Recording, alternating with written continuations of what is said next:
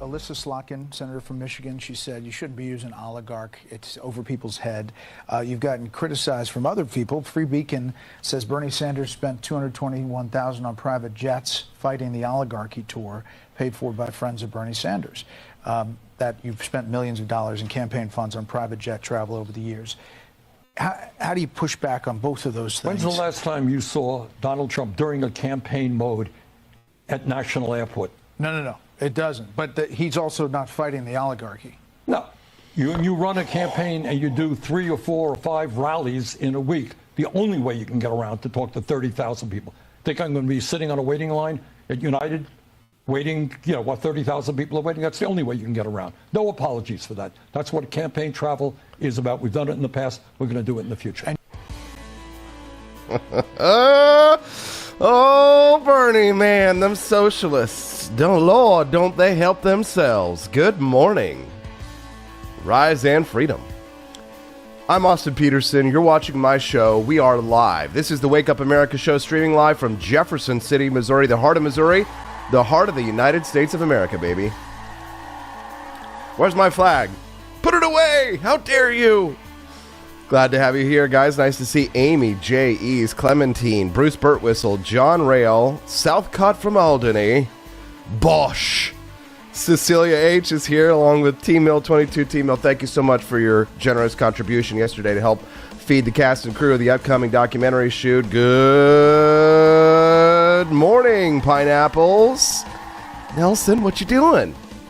Hope your house is okay, Nelson. I am enjoying the saga, the drama, even if it's bad for you. We like being able to peep in on Nelson's Facebook page. A truck slammed into his house.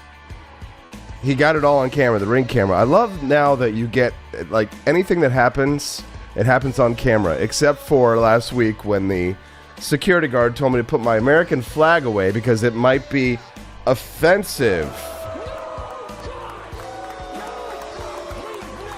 I was at karate last night, and the other sensei there, I guess, saw my Twitter about it. It's like, was it an employee of the museum who did that, or was that just like a docent? I was like, no. Full-blown staff. They called me a liar online. They said, it didn't, Pixar, it didn't happen. Yeah. I got eyewitnesses, baby, and some of them are sitting right there in the chat. What's up?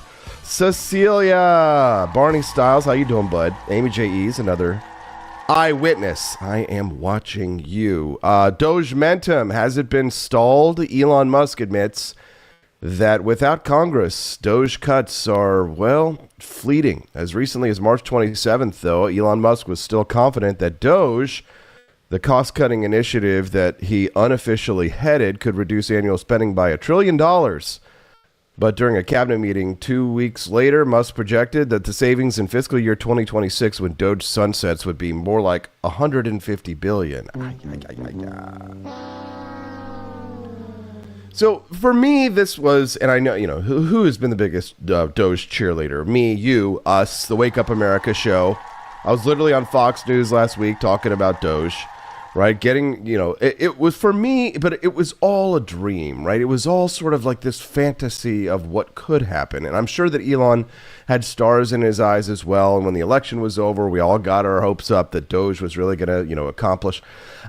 And listen, there's reasons to say, hey, listen, the bar was so low, $150 billion, congratulations, sure.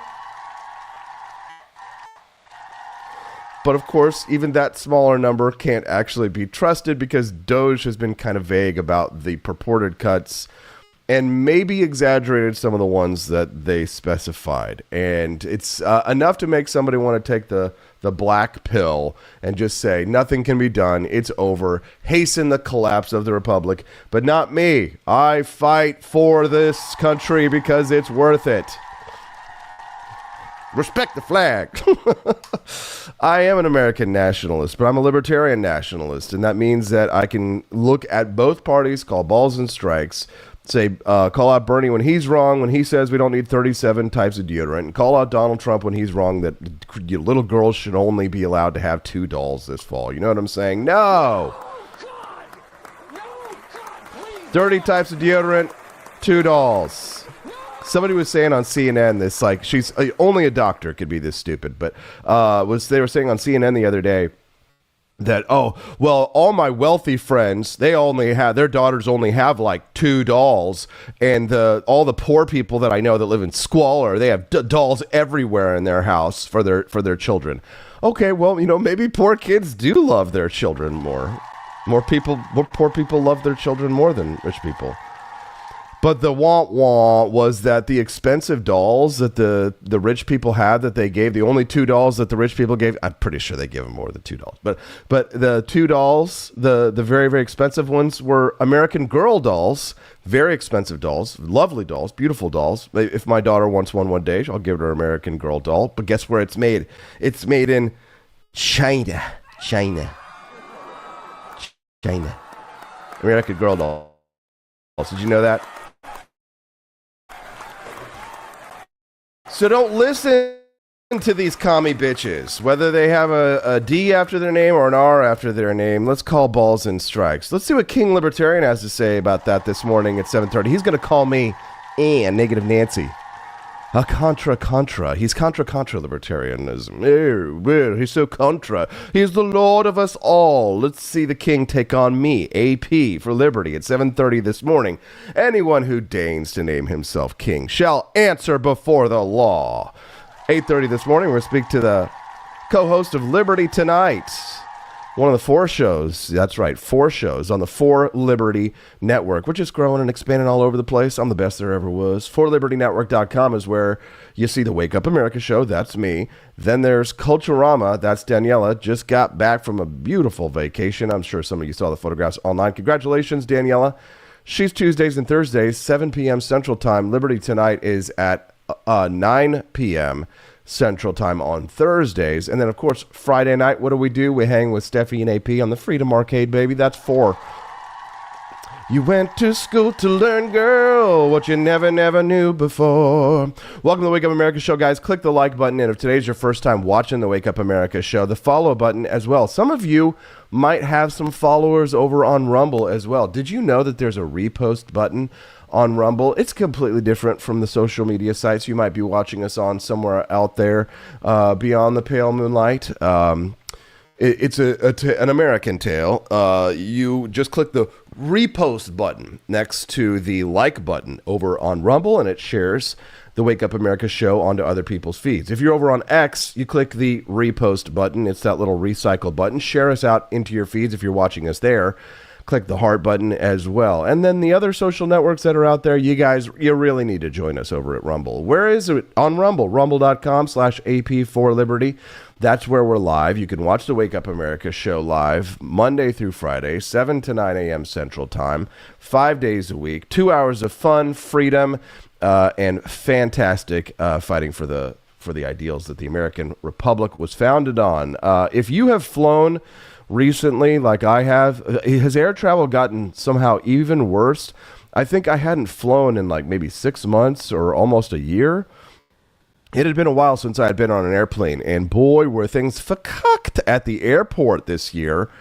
All kinds of like new rules. The people at the attendants at the gate didn't know the rules. They lied to us about how much time we needed to get at the gate. They said, "Oh, it has to be 45 minutes," when the website clearly said that we needed to have 30 minutes, and then we were there 30 minutes early. It's just that because they had one stupid chick standing at the front of the line for like half an hour, 45 minutes, and no other attendees to be able to take anybody else, as the line just built and built and built and built and just delays. And then you have this happy horse. They made that flight. You did. And you think, you're going to check me in. I bet you we won't. Okay. I paid for a ticket. Yeah, I paid for a ticket. Look at that bitch. Look at her face. Look at that bitch's face. Oh, you internet, you better not right now, internet. You better not with that internet. You better, I'm going to give you that bitch face too. Refresh. Like you did. And you think, you're going to check me Is in. it just like, is this a job that they exclusively give to black women and like black men? I don't see like anymore. There's no more white people that work at the airports. We won't. We're at DCA. It was all black people who were working at every single thing. Some of them sound like Tituba from, what was it? God, the play that I was in high school, it was, Jesus, it was, Arthur Miller, The Crucible, right? Tituba, I couldn't understand a goddamn word she was saying. Tituba, no do bad thing. Tituba, no do bad. No, don't punish me, John Proctor. No, it's like, what in the fuck is going on here? I paid for a ticket. And you Yeah, didn't I pay paid for a $25 for ticket. HSS fee, and you checked in 3 hours later. Hello. I just said that I. Get on your flight. Yeah, I And you just thought said you that was gonna I get on your would flight. pay the And you thought you was gonna get on your You flight. get your phone out of my face, bitch! You was gonna get on your flight. And you thought you was gonna get on your flight. This is the only place where professionally, one of the only places where they can get away with doing this, and they know they got security guards all over the place, and you can't give them a piece of your mind. You thought you was gonna get on your flight. At least if you go to, like, I don't know, get yourself a nice Jamaican barbecue, a jerk chicken somewhere. Well, they actually want to please you and care about their customers, so they tend to be a lot nicer. But even if they do speak in Jamaican, they're going to make sure you understand so you can get your delicious jerk chicken. They don't have guards hanging around ready to beat your ass and then treat you like this. I literally paid for a ticket. I'm here 30 minutes. I'm here 30 minutes before my flight, and they're not letting me check in. Same thing happened to us. At 30 minutes. We were there 30 minutes. They said 45 minutes. They told us 45. It wasn't 45 minutes.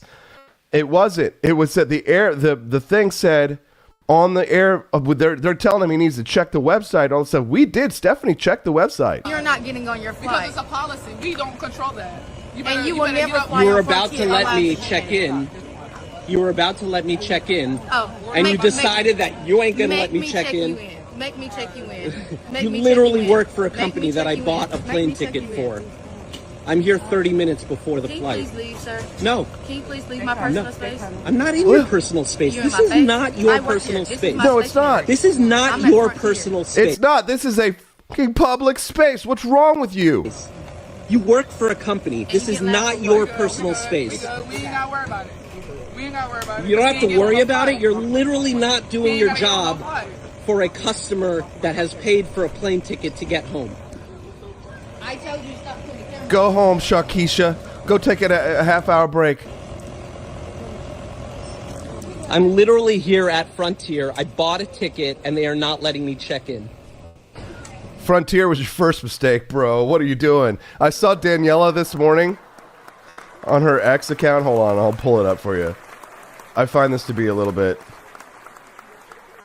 ironic. I think, let's see, DC Pensac, that's Daniela, host of Culturama. There she is. She just posted it this morning. Let me tell you, gives a little bit of travel advice here. Aw, isn't that so sweet? Congratulations, Daniela. We're going to speak to the king of all libertarians here soon, too. We've got the For Liberty Network Thursday. Danielle won't be on the show today with us, unfortunately.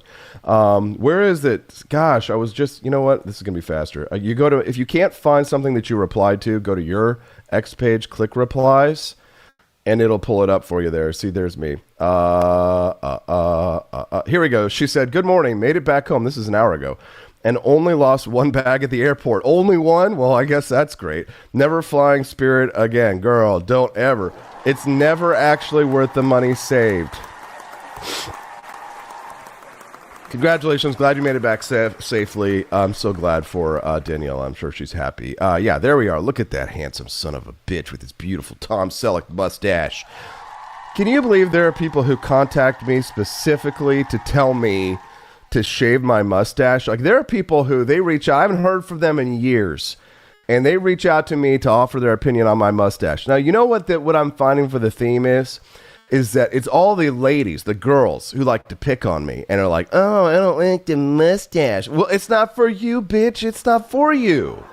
But it's all the guys, all the men in my life who are like, "Bro, that is a sweet stash." Who am I going to listen to? Bitches ain't got time for y'all bitches. I don't have to worry about y'all bitches because I got a beautiful, smoking hot, redheaded libertarian wifey. So if it acts as a deterrent, ladies, be gone. To turn a phrase, get thee to a nunnery. Paint an inch thick. I think only Joni Rankin's going to get that joke. Welcome to the rice fields, mother truckers. We're like less than $1 away from unlocking the bonus content. Cecilia went over to the shop. She made a purchase at forlibertyshop.com. All the other kids with the Patriot kicks better slip them on. Get some canvas shoes now. Cecilia went over to forlibertyshop.com. Only on the Wake Up America show you're going to hear this kind of ad lib right here as an ad hum. Patriot kicks, women's slip-on canvas shoes. They're delightful. They're lovely. They're delicious. You can only get them at forlibertyshop.com, which, because of the purchase, it was like $74.49. So we're basically less than $1 away from unlocking the bonus content. Hell yeah! That's awesome. Thank you. So Steelbringer just did it. He unlocked the bonus content. No commercials, except for like the very brief Founding Flavors one today. But now instead of Ronald Reagan, you guys get to watch the bonus content. Thank you so much to everyone who has supported the Wake Up America show. Make it happen. But I hate airports now. I think I was talking to Dr. Bob Onder, Congressman Bob Onder, when we were on the APDC Liberty Tour last week, and he was talking about how bad the air traffic control has gotten. I almost feel as if like the Democrats are like threw a bunch of monkey wrenches into the gears before Trump took over, in like a bigger way than what the Democrats did when George W. Bush took over the White House. Was it from the Clintons? I'm pretty sure it was. George W. Bush took over from the Clinton White House, and before they left, the Democrats took all of the W's off of the computer keyboards as a slight to George W. Bush. It's just how petty they are, right? But if you think they're not petty enough to like actually do real harm to our country by screwing up air traffic control and like, you know, gutting everything before they left to make it so that Trump would have the most difficult time possible, I mean, for no reason whatsoever. Well, you said you're never flying the airline again, so we might as well help you out and have you not fly the airline. I've already bought a ticket. I've literally already bought a ticket, and this is your reaction. This is how you get treated as a customer in the United States. Sad. Well, I want to be proud to be an American, where at least I know I'm free. I don't want to have to live in a country where they force you to take your own flag and put it away and throw it away at the museums in the capital of your own country. I want to live in a free country, America. This is America, damn it. Star Spangled Banner, oh say can you see? These are the things that are national symbols we can't even celebrate with actual pride. Pride now has to be fake and gay. I'm sorry, but this is America, and we're taking it back. The Republic has fallen. But I still say down with the Empire. I still stand with the rebels. I'm not buying into alternate fan theories about how the Empire was really right. I'm standing with old school Luke Skywalker. 1970s Star Wars, the best Star Wars.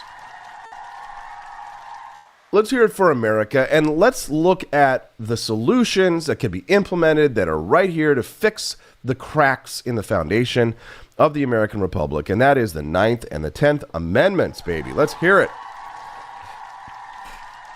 John says, thank God I fly Delta. Boy, oh boy, are you ever a smart man for doing that. How can you imagine, how infuriating it would be? And you think, you're going to check me in. I bet you we won't. I paid for a ticket. And you I paid for a $25 ticket. for agent assistance, and you checked in 3 hours later. Hello. I just said that I. Get on your flight. Yeah, I just said that I would pay the $25. And you thought you were going to get on your flight.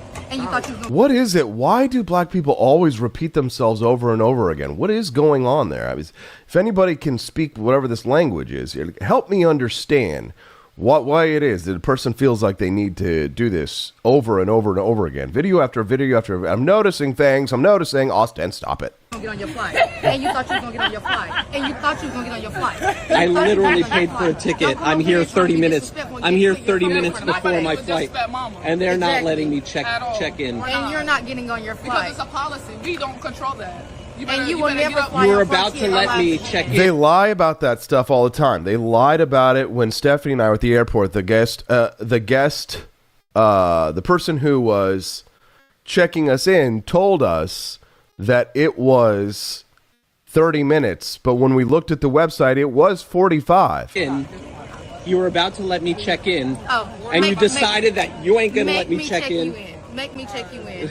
You literally work for a company that I bought a plane ticket for. I'm here 30 minutes. Look at the rage. Did you see that right there? The subtle something. A lot of people sometimes miss subtle cues.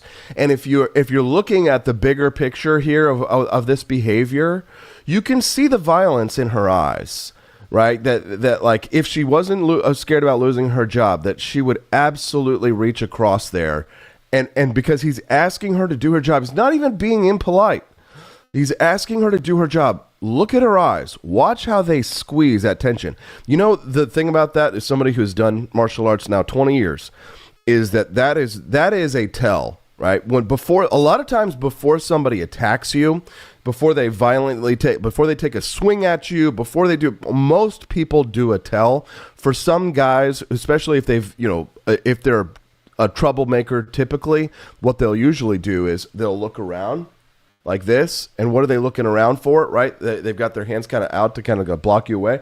And then what are they looking for? They're looking around to make sure nobody's going to see what they're about to do, which is, of course, throw a sucker punch. Now, watch her eyes as she squeezes. That's her tell. She's done that before, but when she wasn't at work, she was initiating a violent confrontation. I guarantee it. Before the flight. Can you please leave, sir? No. Can you please leave my personal space? I'm not in your personal space. You're in This my is face. not your personal.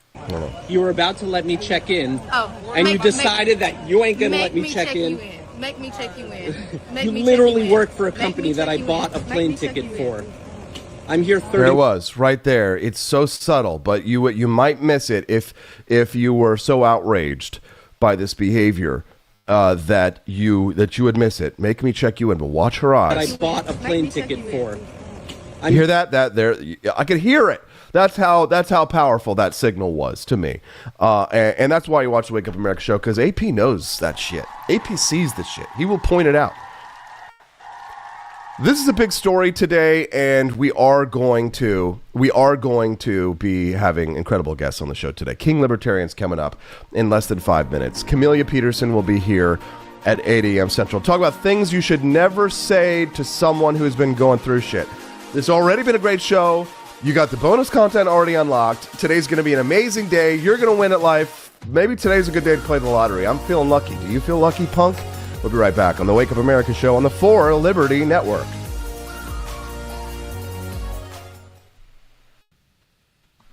So Elon Musk said he could cut $2 trillion from the federal budget, and a bunch of people said he's crazy. Now, several months later, he's cut about $160 billion. Which, by Washington standards, still makes him the adult in the room. This is the story of what happens when you take one of the world's most brilliant entrepreneurs and drop him into the Titanic that is federal government spending. Spoiler alert, the iceberg is bureaucracy. When Musk took over the Department of Government Efficiency, he came in like a libertarian wrecking ball. He said he'd slash agencies, trim waste, and yank the plug on zombie programs that haven't done anything useful since the Reagan administration. And for a minute, it looked like he might actually do it. He brought in analysts from Tesla, engineers from SpaceX, data nerds, private sector sharks who thought they could outmaneuver the sludge machine of Washington. But this isn't a boardroom or a rocket lab. This is a place where spending more gets you re-elected, where every department is a sacred cow, and cutting even $1 from a failing program is seen as heartless or dangerous, depending on which side of the aisle you're on. Take Musk's plan to consolidate dozens of small federal programs that duplicate services. Logical, right? But each one of those programs has a handful of bureaucrats, a union contract, and a senator ready to die on the Hill to save it. And when Musk tried to eliminate just a few of those, cue the lawsuits filed by the departments against DOGE. Yes, that's right. Your tax-funded agencies are suing your tax-funded reformers to keep your tax-funded waste alive. How's that for efficiency? It didn't stop there. When Musk pushed for cuts to underperforming grant programs, watchdog groups howled that he was gutting vital services, the same ones nobody could name until 5 minutes ago. Every department suddenly became essential. Every agency found a PR intern to write a heartbreaking op-ed in the Washington Post about how their $200 million initiative to measure climate anxiety in amphibians was transformational. So now, after months of trench warfare with the bureaucracy, Musk's projected $2 trillion in savings has become about $160 billion.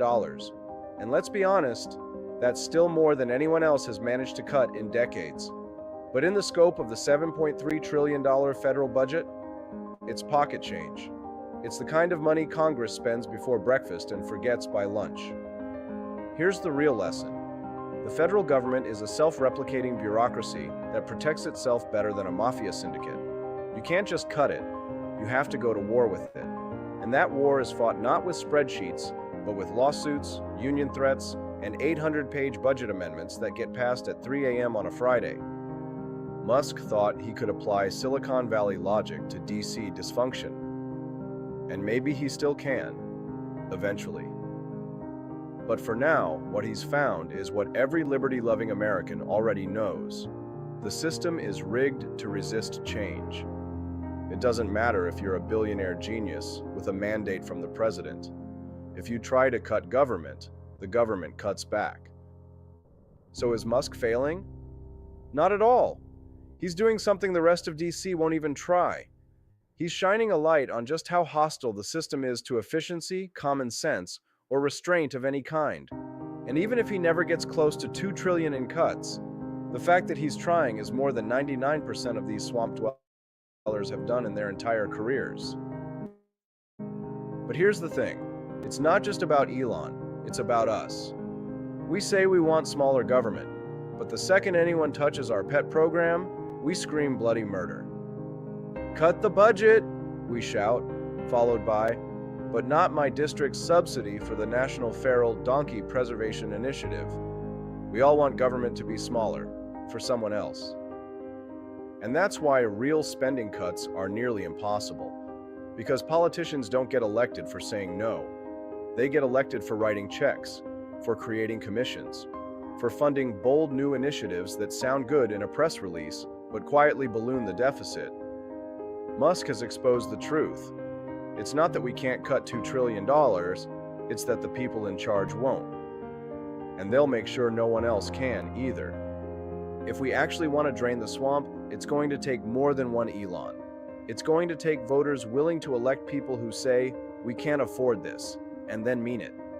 It's going to take Americans who are okay with losing some federal perks in exchange for keeping the country solvent. It's going to take rejecting the idea that government is our sugar daddy, life coach, and job creator all rolled into one.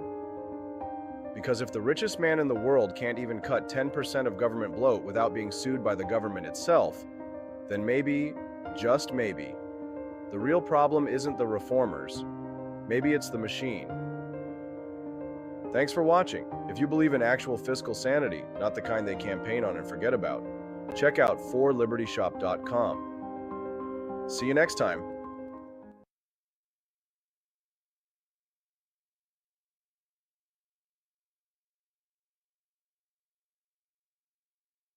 When the Founding Fathers dreamed of liberty, they forgot one thing: coffee. Introducing Founding Flavors Coffee, the brew that built America, and the brew that's fueling a new revolution, one kitchen at a time. Small batch roasted, Patriot approved, and disappearing faster than a redcoat at Yorktown. Don't get left behind, soldier. Real patriots are starting their mornings with Founding Flavors. And trust us, freedom tastes better with a fresh cup in your hand. Stop drinking those tyrant brews who take your money and don't support your values. Stocks are limited, demand is booming, and your morning deserves a taste of liberty. Order now at forlibertyshop.com before the next shipment gets signed, sealed, and sold out. Founding Flavors Coffee, the official brew of morning rebellions everywhere. Get yours at forlibertyshop.com.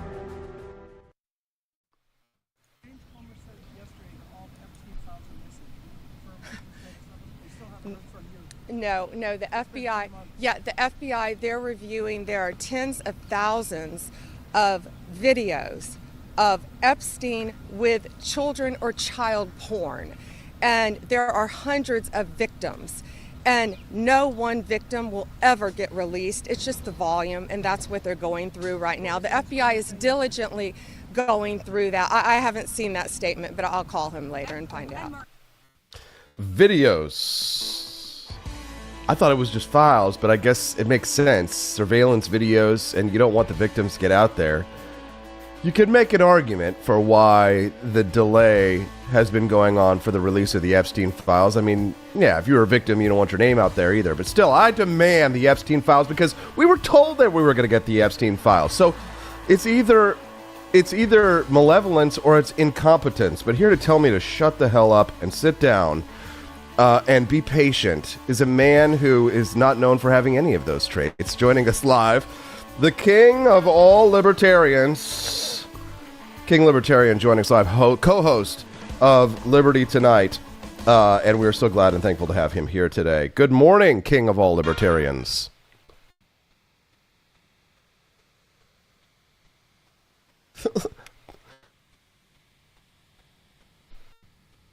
Well, methinketh thou drink too much mead, because I am not Squire Brian. I am the noble Lord Austin of Peterson.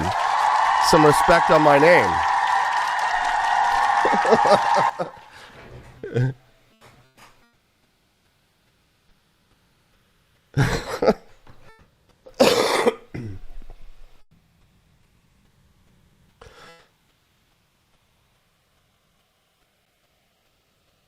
Glad to have you here.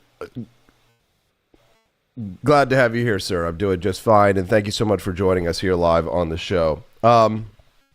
So talk to me, O King, wise king, about your thoughts on the Epstein files. Many libertarians are quite upset that the Epstein files have not been released. What does thou sayest?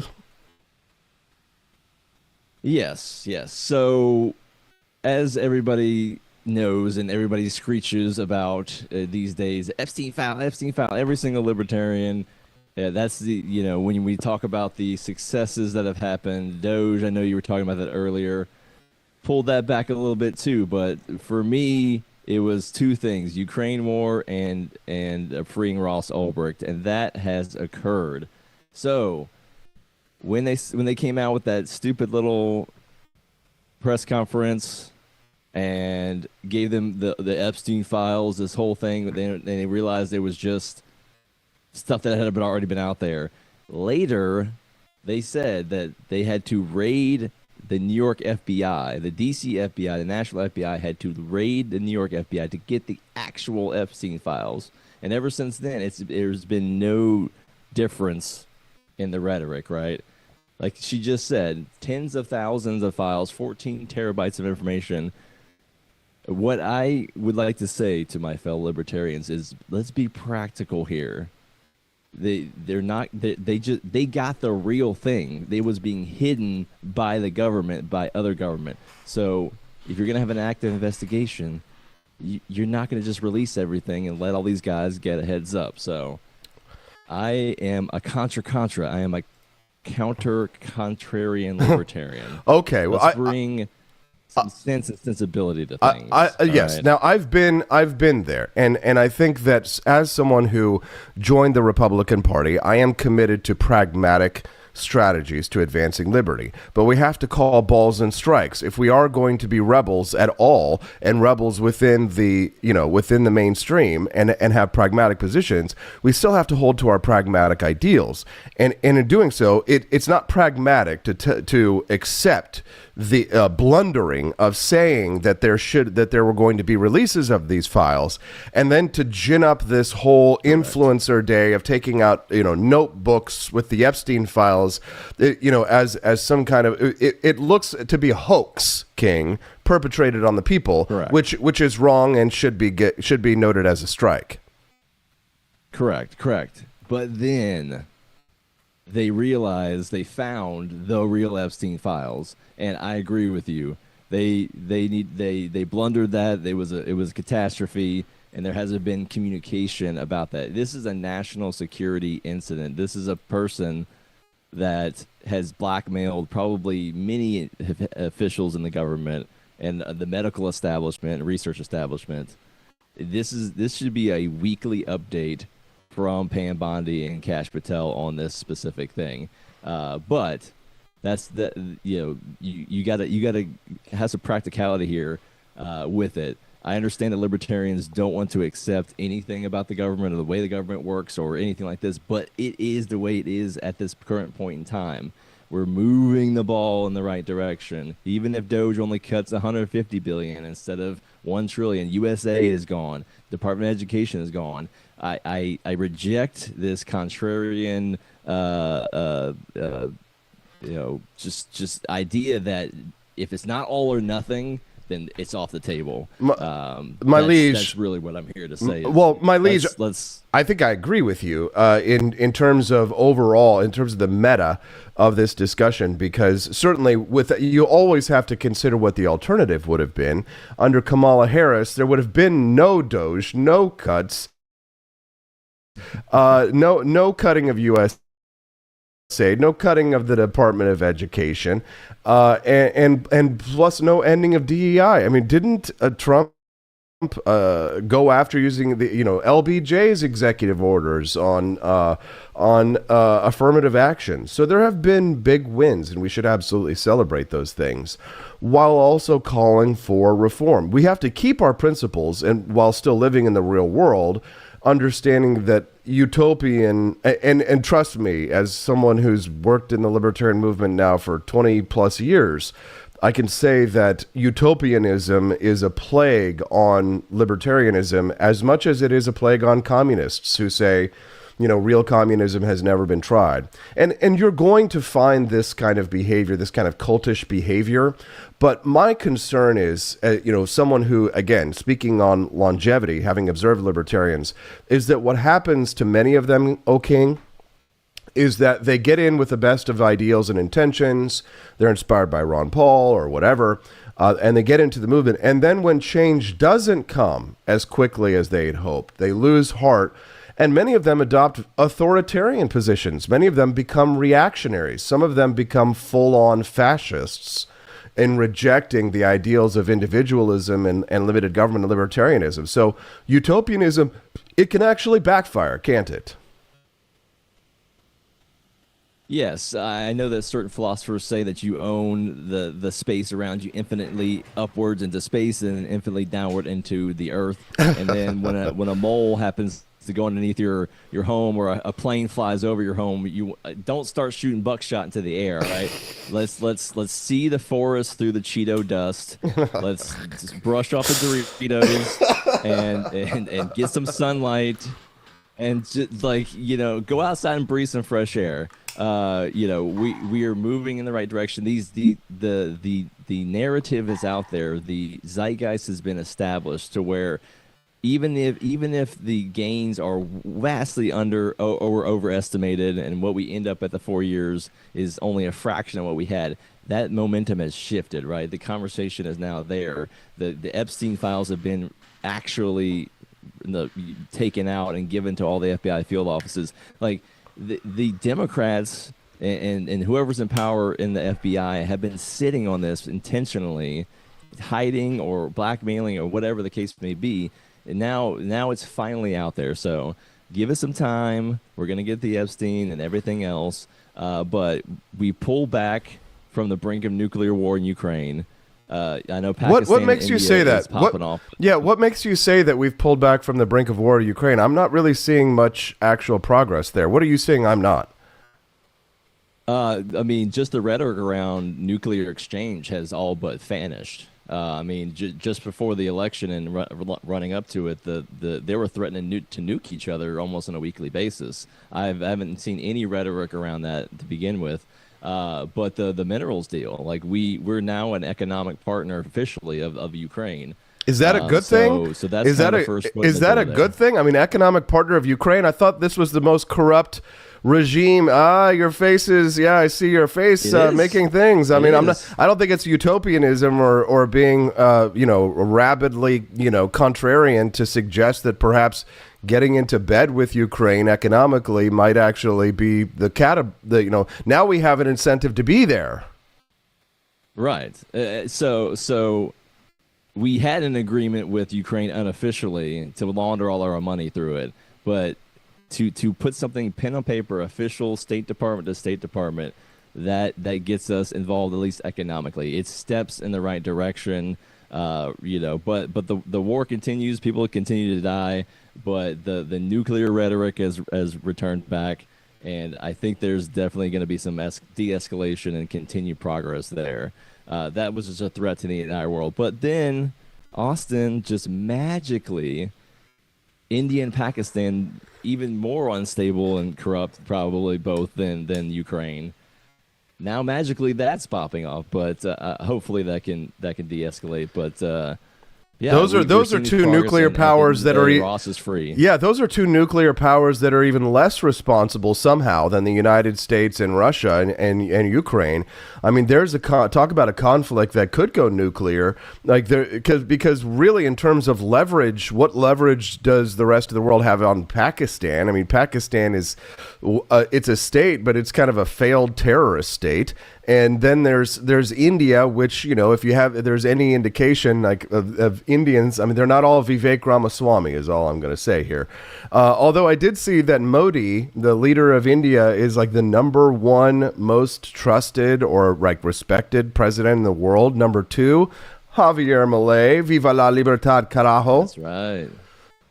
Yeah, I mean, they were supposedly harboring Osama bin Laden, so yeah. Let me just tell me what my exactly. Let me just tell you what my strategy has been through all of this. Is to suffer through the pains of the slings of arrows of crappy Democrats and somehow even crappier sometimes Republicans. Is that ever since Javier Milei was elected, I'm like, oh God, I cannot look at the cluster truck that the United States is headed towards, right? I see the train coming and it's about to crush us. And then I'm looking over at Argentina and it's like inflation is down. He's taking the currency exchange rate and letting it float, and things are starting to stabilize economically. And it is kind of the picture when you talk about contra-libertarians. You should talk about it in the context of Javier Milei, because how many prominent, like, cool kid libertarians now were so unenthused by Javier Milei of Argentina because he likes Jews, and yet isn't he not just the perfect example of, if you want to be utopian, look at Argentina. I mean, it is our ideals personified, is it not? Yeah, you're exactly right, and this is the counter-contrarian libertarian as well on this point. Yeah, all of the good things he did, cutting the federal government. Now the inflation's down, wage growth, their standard of living is going up. But he's a Zionist. He wears a little hat and he goes and touches a wall. Tiny hats. Yes. The tiny hat is the indication that they are the most evil of all. It's literally throwing the baby out with the bathwater. That's exactly what I'm saying. It's an all or nothing mentality where if you're not like Javier, he's the most pure libertarian you could probably have in a position that it's amazing that he even got there. But Austin, what about the rug pull?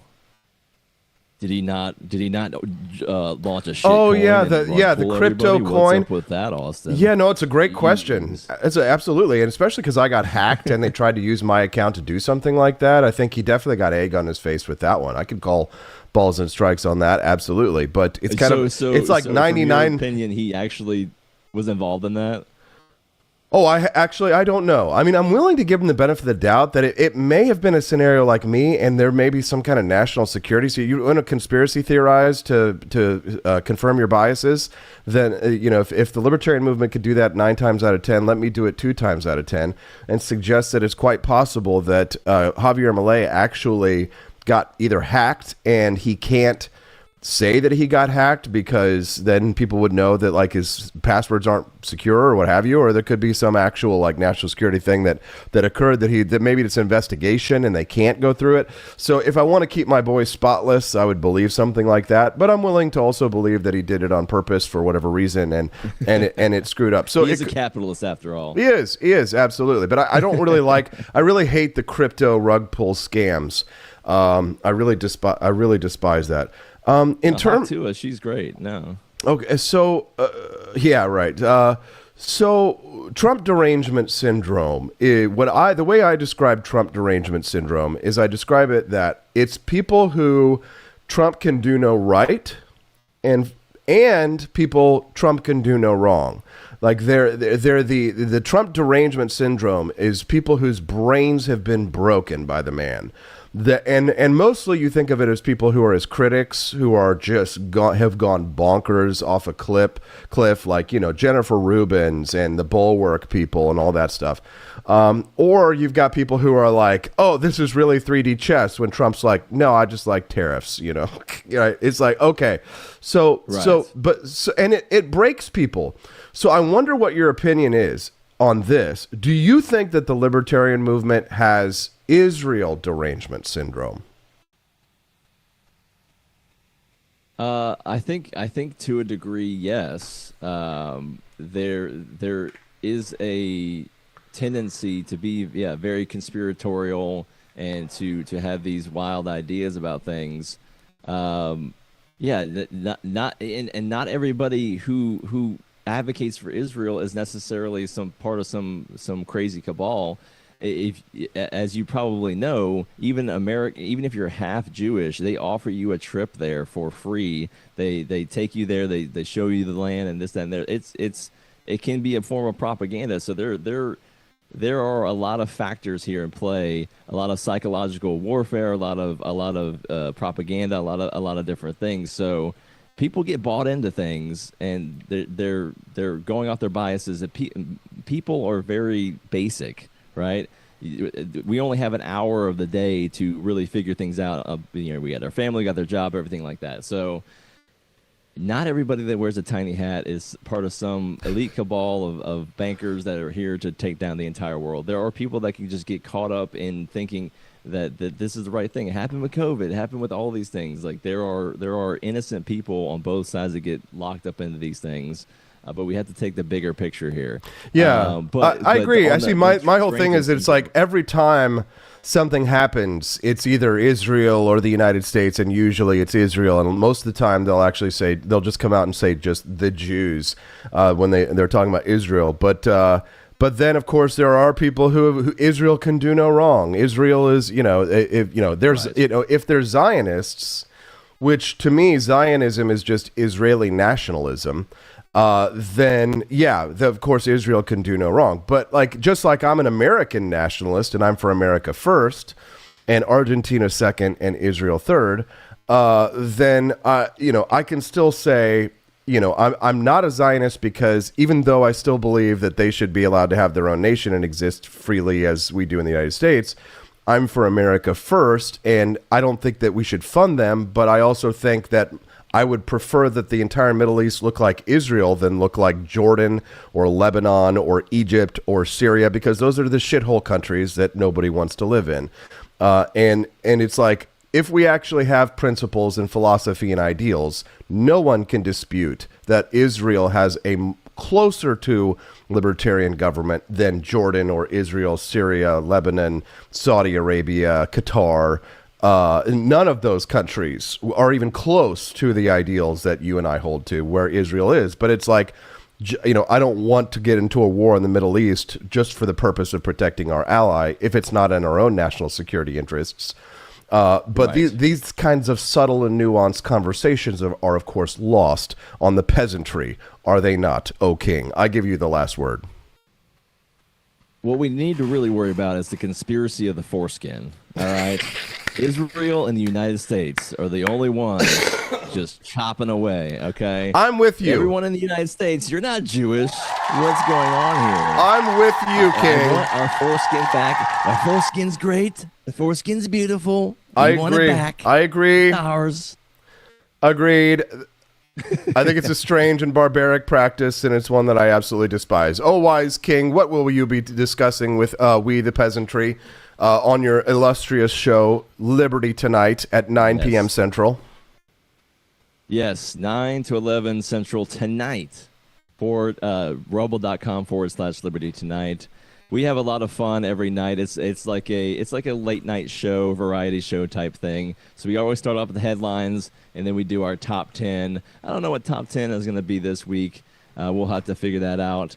And then we have different segments like Culture Couch and Conspiracy Corner and America the Beautiful, where we show the prime rib of American behavior and just really celebrate what it is to be an American. And then we also have a segment which you used to call Be or Not Be, but it's going to be Tale or Tell.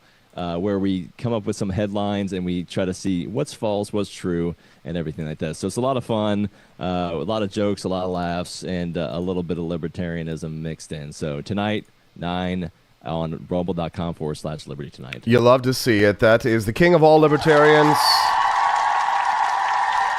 We appreciate you, oh wise king. Thank you very much for joining us this morning on the Wake Up America show. We'll see you tonight on Liberty Tonight. Miss Graves, I want to play a game. It's called Trump or Trans. You ready? Okay. So I'm going to ask you a question, and I want you to tell me whether or not it is Trump or trans people that are responsible. You understand? Got it. Okay, very good. The first one, gutted medical research. Trump. Kidnapping Americans and sending them to foreign countries, a.k.a. deporting them. Trump. Driving us into a recession. Trump. Increasing the cost of everything. Trump. Waging an idiotic tariff war. Trump. Harming farmers. Trump. Ignoring the Constitution. Trump. Proposing to take away Social Security. Trump. Cutting health care. Trump. Firing government workers who keep our country safe. Trump. Encouraging an environment of hate and divisiveness. Trump. Thank you so much. This committee could be engaged in actual oversight of fraud. Things that you should never tell someone who is going through it. Things you should never say to someone who's going through a hard time. We're going to talk to Camille Peterson about that when we get back on the Wake Up America show. Don't go away. It's the For Liberty Network. So Elon Musk said he could cut $2 trillion from the federal budget, and a bunch of people said he's crazy. Now, several months later, he's cut about $160 billion, which by Washington standards still makes him the adult in the room. This is the story of what happens when you take one of the world's most brilliant entrepreneurs and drop him into the Titanic that is federal government spending. Spoiler alert, the iceberg is bureaucracy. When Musk took over the Department of Government Efficiency, he came in like a libertarian wrecking ball. He said he'd slash agencies, trim waste, and yank the plug on zombie programs that haven't done anything useful since the Reagan administration. And for a minute, it looked like he might actually do it. He brought in analysts from Tesla, engineers from SpaceX, data nerds, private sector sharks who thought they could outmaneuver the sludge machine of Washington. But this isn't a boardroom or a rocket lab. This is a place where spending more gets you re-elected, where every department is a sacred cow, and cutting even $1 from a failing program is seen as heartless or dangerous, depending on which side of the aisle you're on. Take Musk's plan to consolidate dozens of small federal programs that duplicate services. Logical, right? But each one of those programs has a handful of bureaucrats, a union contract, and a senator ready to die on the Hill to save it. And when Musk tried to eliminate just a few of those, cue the lawsuits filed by the departments against DOGE. Yes, that's right. Your tax-funded agencies are suing your tax-funded reformers to keep your tax-funded waste alive. How's that for efficiency? It didn't stop there. When Musk pushed for cuts to underperforming grant programs, watchdog groups howled that he was gutting vital services, the same ones nobody could name until 5 minutes ago. Every department suddenly became essential. Every agency found a PR intern to write a heartbreaking op-ed in the Washington Post about how their $200 million initiative to measure climate anxiety in amphibians was transformational. So now, after months of trench warfare with the bureaucracy, Musk's projected $2 trillion in savings has become about $160 billion. And let's be honest, that's still more than anyone else has managed to cut in decades. But in the scope of the $7.3 trillion federal budget, it's pocket change. It's the kind of money Congress spends before breakfast and forgets by lunch. Here's the real lesson. The federal government is a self-replicating bureaucracy that protects itself better than a mafia syndicate. You can't just cut it. You have to go to war with it. And that war is fought not with spreadsheets, but with lawsuits, union threats, and 800-page budget amendments that get passed at 3 a.m. on a Friday. Musk thought he could apply Silicon Valley logic to DC dysfunction. And maybe he still can, eventually. But for now, what he's found is what every liberty-loving American already knows. The system is rigged to resist change. It doesn't matter if you're a billionaire genius with a mandate from the president.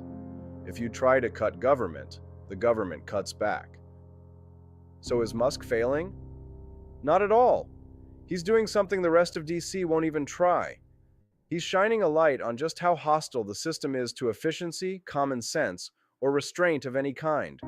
And even if he never gets close to $2 trillion in cuts, the fact that he's trying is more than 99% of these swamp dwellers have done in their entire careers. But here's the thing. It's not just about Elon, it's about us. We say we want smaller government, but the second anyone touches our pet program, we scream bloody murder. Cut the budget, we shout, followed by, but not my district's subsidy for the National Feral Donkey Preservation Initiative. We all want government to be smaller, for someone else.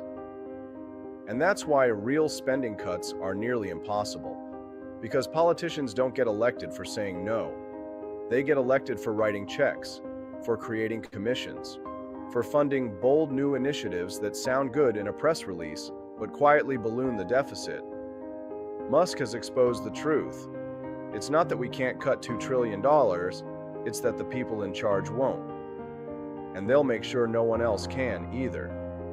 If we actually want to drain the swamp, it's going to take more than one Elon. It's going to take voters willing to elect people who say, we can't afford this, and then mean it. It's going to take Americans who are okay with losing some federal perks in exchange for keeping the country solvent. It's going to take rejecting the idea that government is our sugar daddy, life coach, and job creator all rolled into one. Because if the richest man in the world can't even cut 10% of government bloat without being sued by the government itself, then maybe, just maybe, the real problem isn't the reformers. Maybe it's the machine. Thanks for watching. If you believe in actual fiscal sanity, not the kind they campaign on and forget about, check out forlibertyshop.com. See you next time.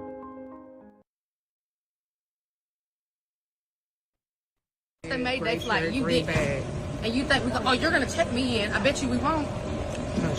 Okay? I paid for a ticket. And you I paid for a ticket. For an agent assistant, and you checked in 3 hours later. Hello. I just said that I. Get on your flight. Yeah, I just said that I would pay the $25. And you thought you were gonna get on your flight. And you thought you was gonna get on your flight. And you thought you was gonna get on your flight. And you thought you was gonna get on your flight. I literally paid for a ticket. I'm here 30 minutes. I'm here 30 minutes before my flight, and they're not letting me check in. And you're not getting on your flight. Because it's a policy. We don't control that. And you will never fly. You were about to let me check in. You were about to let me check in, and you decided that you ain't gonna let me check in. Make me check you in. It's your job. Good morning. Rise in freedom. I'm Austin Peterson. Glad and thankful to have you here. Click the like button on the Rumble feed if you haven't already. If today's your first time watching the Wake Up America show, click the follow button as well. We'd love to have you be a regular guest Mondays through Fridays. Man, that guy is going through some hell that day. Sometimes silence really is golden. When a friend, a loved one, or even a coworker is going through a difficult time, it can be tough to find the right words to show your support. In a recent Reddit thread, a user asked their community, what's a saying you've heard that is totally unhelpful? Based on the thousands of responses people answered with, the moral of the thread is this. If you don't know what to say to someone, your best bet is to... Oh, I won't answer for you. How about my next guest, the lovely Camelia Peterson? CJ, how we doing?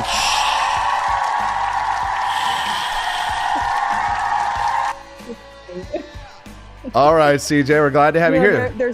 There's a song that says, you say it best when you say nothing at all. Saying nothing at all. Okay. Yeah, so that is true. I mean, there's something in us men that we're programmed to try and help. You know, if you're in a car fire, we're there to help, right? If you need advice on how to hammer in a nail on the wall, we're going to show you how to do it, right? And give you a nice long lecture about the history of it. But sometimes if people are going through hell, Maybe telling them to keep going, like Winston Churchill, isn't really what they need to hear right away, Camelia. I mean, by the way, that clip that you led in with, do you know what airline that was? Frontier. Oh, it was Frontier. That's right. Okay, you said that. Okay, I was thinking about a story from Delta the other day where they kicked this, dad and his family, like 2 little kids, like off the flight because they oversold it. And it was just like, and they just stranded this family. Like, it was terrible. Like, of all of the people that you would kick off of a flight that had nowhere to go, all night, a family with little kids, like, anyway. Airlines these days, they really should fly, a different airline. We won't advertise for them. Well, no, it's true. I was actually about to praise Delta because they're usually like the best of the worst. But air travel has just gotten so bad. I mean, Stephanie and I had a hell of a time, not only trying to get to D.C., but just trying to get home as well. I was like, there's no way we're going to have this kind of bad luck. But it was everybody. Like the air traffic control, something is just snarled in the system. I don't know if you've been flying at all recently, but it is miserable, CJ. Yeah, no, the last couple of times I flew, I don't think there was one flight that wasn't delayed or we didn't sit on the runway for a long time or, there's always, seems like there's always something now. So I don't know, it's funny because, when you talk about the flight snarls and the FAA, of course, that's what the left is going to bring up every time, even in a committee hearing where I was giving testimony and they got offended because I said something about government efficiency and they thought I meant DOGE and whatever. And they're like, well, the people in my district, don't approve of Elon Musk. And, I see all of these, FAA, snags and things. And I'm like, okay, I don't think that has to do with reigning in state level agencies, but okay. Yeah, it's all horse apples. I saw I'm sure you read this article here. One person shared, they said, after I was initially diagnosed with cancer, a family member tried to comfort me with everything happens for a reason. Oh, God. People just don't know how to shut up, do they? I think they're well-intentioned. Like, it is awkward. I think this is I don't even think this is a man thing, right? I think it's probably even more a woman thing because men, I think if they don't know what to say, they probably do just shut up.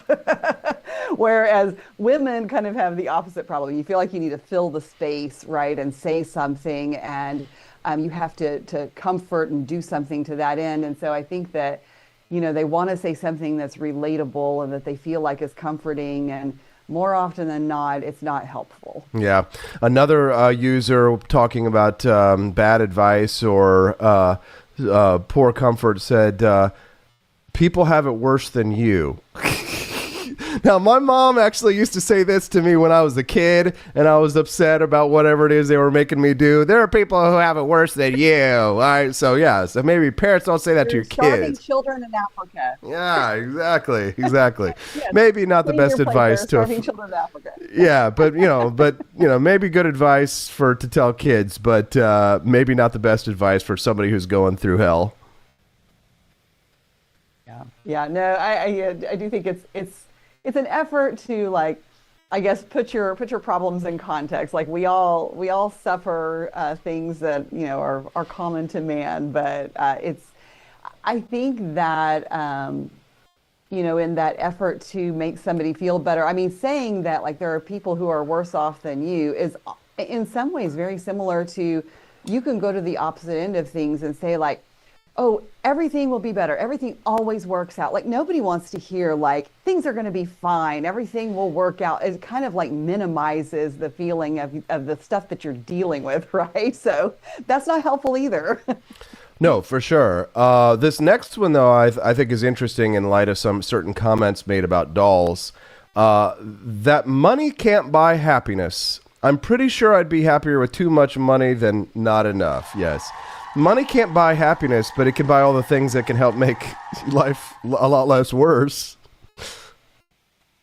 Well, as the song goes, it can't buy you love either, but it can buy you love for a night. Just as good. Well, I mean, it could buy you love in the Philippines. In Thailand, these poor guys, this is where they have to go these days, unfortunately. Camellia. We're speaking to Camellia Peterson here on Thursday morning. Camellia's our Tuesday, Thursday guest. She's the beating heart of the Wake Up America show. So if you enjoy Camellia, make sure you come back when she's on with me live, which is Tuesdays and Thursdays at 8 a.m. Central Time. She's a regular guest, and everybody loves Camellia. And if you like Camellia too, then why don't you click that like button on the chat or on the stream and drop a comment in the chat that says, "Me likey Camellia, me love you long time." Camellia, the next one here on this list of things you should not say to someone who's going through hell. What doesn't kill you makes you stronger. No, it certainly doesn't. It may in some cases, but there are a lot of scarred people out there for whom life's challenges have not made them stronger. Take any person who lives on the street who's homeless, who's going through their life is total crap. Whatever it did that didn't kill them, it certainly didn't make them any stronger. No, and it is, this whole article was making me think about a podcast I was listening to. I think it was with Simon Sinek here not too long ago. And he was talking about, the friends that, like, when you have a good friend and they're going through a really hard time, like, you have a tendency not to want to burden somebody else with that, right? And so he had a friend who was going through a really difficult time, and he found out about it like after the fact, and he was upset. He was like, "Why didn't you tell me?" Because you want to be there and be of help to the people that you care about when they're experiencing difficult things. And so, but one of the things that they talked about was that you don't, when you have somebody who's going through a difficult time, and he was also talking about, he had a friend who had a family member, their dad died or somebody, and what do you say during that tragic of a life incident? And so he, you're, especially right at this time, you're being inundated with all of these well-wishers who are trying to bring you food and do all these things to fix it, right, and make it better. And he told his friend, he was like, "Look," he said, I just want you to know that, I'm not going to come and take up space, in your life today and whatever. You take your time, do what you need to do." He said, but I want you to know that I will just call you every day, for the next month, just to check in, say hi, and just not to have a big old conversation or anything, but just to know that you've got somebody that's thinking about you and checking up on you. And sometimes I think that's all we need to do. We don't need to have a big, deep conversation about things and find the solution. We just need to know that somebody's got our back. I love it, Camellia. This is why Camellia is our regular guest, because she's smart. Entropy Nomad in the chat says, "Me likey Camellia, me love you long time." Hey, I think I saw Entropy Nomad pop up on Twitter the other day. I've been having trouble keeping up with my Twitter lately, but I'm pretty sure I saw that on there. Entropy Nomad has been striving to be an MVP over here on the For Liberty Network. He donated $5 there. He's been showing up in our other social feeds and stuff like that. Well, we need to give it up credit where it's due. He's really stepped in a big way to help support the Wake Up America show, and we're grateful for all of our funders like that. And of course, Camellia has been a $17.76 a month donor since the very beginning. And if you want to get like Camellia and become a member of Peterson's Patriots, donate $17.76 a month at wakeupAmericaShow.com/support. That's wakeupAmericaShow.com/support. Become a monthly member. You get a 20% discount over at 4 Liberty Shop on all your Gulf of America merch and towels and fun stuff like that. Thank you let's give it up for Camellia. She's not only a regular guest, she's also a sponsor, and we appreciate her very much, which is why we're going to let her give a plug. What? I was going to say, putting my money where my mouth is. That's right. Yeah, a lot of people don't. Thursday morning. A lot of people don't, Camellia. A lot of people don't. It's like John Combest. He's always been he was always out there saying, "Hey, you guys, we need to financially support our right-wing talk show hosts, people who are out there trying to move and shake and do things." Because, this kind of stuff is the bleeding edge of liberty activism. People kind of poop on podcasters, but whenever they do, I'm kind of like, "You try it, bitch." Let's see you make something like this work. They're like, "Oh, a merch shop." I'm like, "Yeah, do you realize what my margins are? Good luck ever trying to do something like this." They're like, "Oh, your little business relies on international trade." Yeah, where do you think the goddamn coffee comes from? They don't make that in Arkansas, okay? You got to do it on international trade. That's where the coffee beans come from. So when somebody's trying to pee on my leg and tell me it's not raining, like they did last fall when I said, I'm going to buy a minivan before the prices go up when the tariffs kick in. People were saying, it's not going to affect the secondary market. It's only going to affect new cars. Bullshit. It absolutely is impacting the secondary market. But I'm not stupid, and that's why I support libertarian economics. It's so funny because I met with someone for dinner last night and we had this exact same conversation about the vehicle market. This idea of like, how do people not understand these concepts? I was like, don't they teach just basic, simple supply and demand? Dominoes. It's like dominoes. You push one domino, they all fall down. Right. And economics, I would not say economics is my strong suit, but I can even grasp that much, right? Yeah. Yeah, I mean, listen, it wasn't some like economics whiz in high school or college, but in everything I've learned on my own. You know, I'm not an expert. I've never been there, as they might say, but I can say that it's pretty obvious that one thing leads to another. But whenever, like, you know, I'm looking at my business and going, Jesus, is the government about to like prevent me from owning a business? Some people online might say this to me, Camellia. God gives his toughest battles to his strongest soldiers. Yes. You can do it. Like, so, you know, don't feel down or sad or anything because you have been chosen to bear this burden. God gives his toughest battles to his strongest soldiers. Like you got stage 4 cancer and somebody says something like that to you. I'd be like, yeah. How about this one? Now, this one I should feel guilty about, but I have a get out of jail free card. I have a shirt that says this, but it was given to me by my grandmother, Rose, who is, you know, no longer with us, and I'll cherish it forever. It's a shirt that just says, "It is what it is. It is what it is."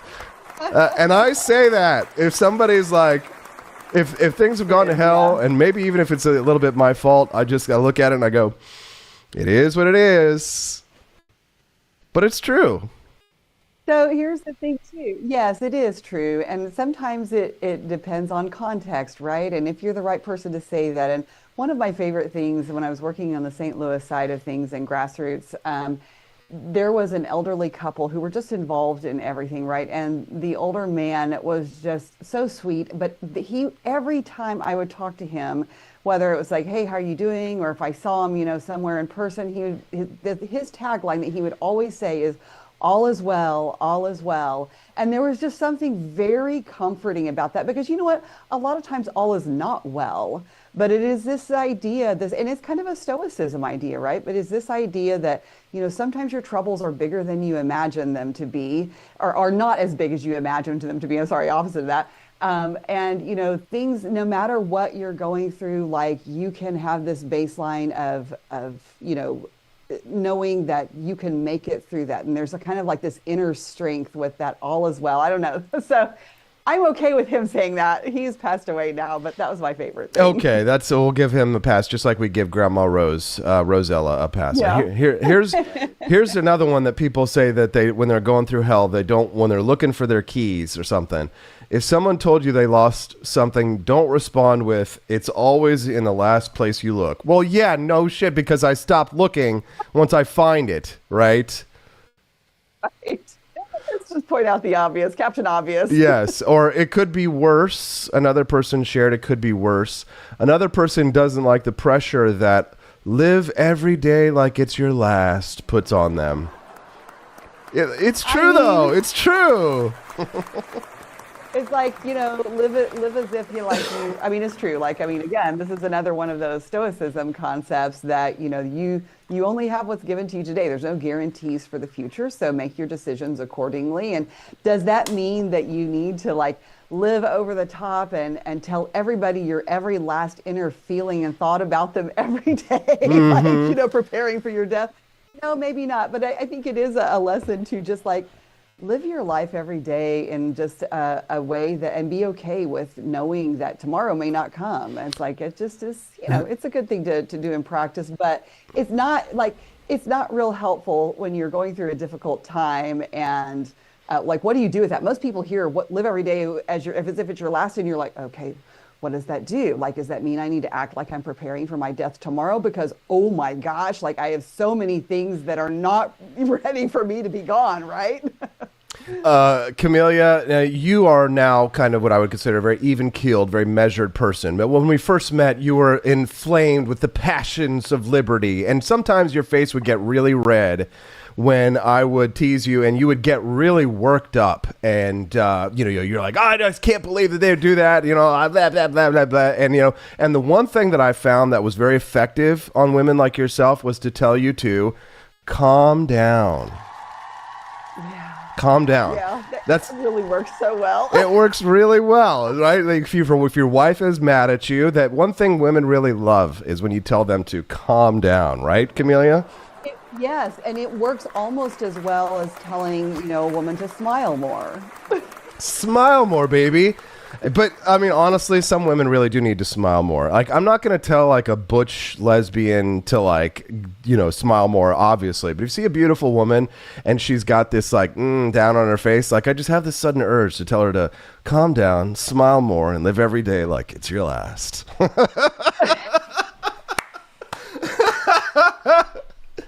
Well, okay, I will confess that one of my favorite things to tell my daughters when you're having trouble feeling motivated about things and doing things is feelings follow action. So, if you don't feel happy inside, just smile, because the act of smiling will make you feel better. And actually, there is truth to that. There's a lot of truth to it. But yes, nobody likes to hear it. How about this? Somebody says they want to start a podcast, and I go, and they've got 6 followers on Twitter, and they have no skills to do so. I say, if I can do it, so can you. No, actually, we are 2 people with 2 completely different skill sets. Not everybody can do what somebody else can do, and it's hard to. What? This is America. You can do whatever you want. Oh yeah, for sure. Do whatever you want, but maybe guaranteed. It's guaranteed in our Constitution. Life, liberty, and the pursuit of happiness, but just because you pursue it doesn't mean it's guaranteed, right? That's right. Okay, and here's the last one, and I'll tell you, I haven't experienced this before so much, but I've heard friends and family of mine who have experienced this one, and I've seen it in movies where you'll have people who are going through some kind of intense trauma, like concentration camp level trauma, and someone will be like, just don't think about it. And now not everybody's going through concentration camp level trauma, and yet just don't think about it. I mean, that's what I would call disassociating, right? But I'm more confrontational. When I see something that's a problem, I tend to attack it right away. But there are a lot of people who they let the aggressive just pass right straight through them. They just don't think about it. But you can't always just not think about it, especially if it's some kind of life-changing event or some problem. Sometimes you gotta put out fires. You know what I'm saying? Sure. I mean, and I think it's probably better. I understand the idea of put it out of your mind, so you're not thinking about it. But I also think that there's you do need to be intentional in thinking about it. But there's also something to be said for letting yourself be open to that reality and learning to develop the skill to sit with those uncomfortable, terrible, sad things, and to be able to deal with that internally. I think that's a really valuable skill that actually has to be practiced and developed, because we need to be able to sit with that pain and it's part of us. We shouldn't. I mean, that's a very natural part of life. We shouldn't try to just cut it off and get rid of it, because that's not healthy either. No, for sure. And what also helps? Going outside, touching grass, doing normal people things. Go ahead. Well, no, I was going to say, does it also help to just, follow your heart? Oh, God, no. Don't follow your heart. I should have gone to law school. I got accepted into Baylor. I would have been sitting in some private firm somewhere making $250,000 a year, driving a BMW, not have, you know. Been a jerk. I would have been a total jerk. Well, I'm a jerk now, but at least I'm funny and entertaining. I don't know about that. Camelia, it's 8:24. We're getting to the end of your segment. We love having you on, and thank you so much for making time for us and being so generous with your time. It really is a big deal, and we appreciate it. Let's all give a big thank you to Camelia. But is there anything else you want to share with our audience before we let you go?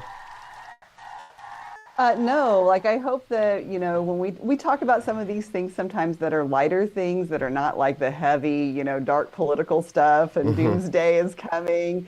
And I think that this is good. And this is what I love. I will just say, like, this is what I love about your show is it is what I would consider well-rounded. And you have some of these things because it's like, it's not just that some of these things are funny, but I think it's also helpful because it allows us to talk about, the everyday stuff that helps us to get along as people and be better people. And I hope that that's something that everybody can take away from your show, because it's something I find really valuable is I learn from it and I come away with something that gives me something to think about and to be a better person.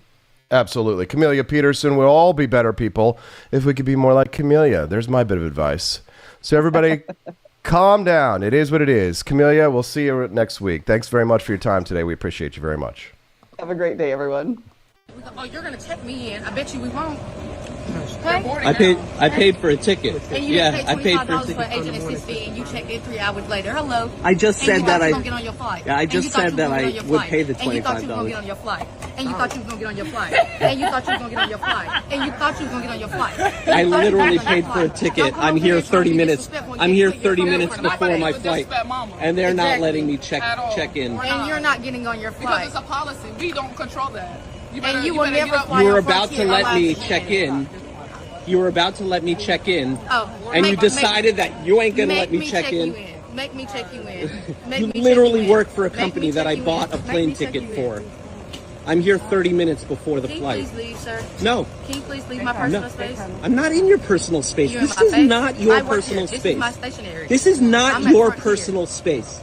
You work for a company. This is not your... Did you see that facial expression right there? This is not your personal space. This is my stationery. This is not your personal space. You work for... That look right there, baby. That is I'm going to kill. ...a company. This is not your personal space. We ain't got to worry about it. We ain't got to worry about it. You don't have to worry about it. You're literally not doing your job for a customer that has paid for... We're going to finish off strong the last half hour. Don't go away. We'll be right back. It's the Wake Up America show on the 4 Liberty Network.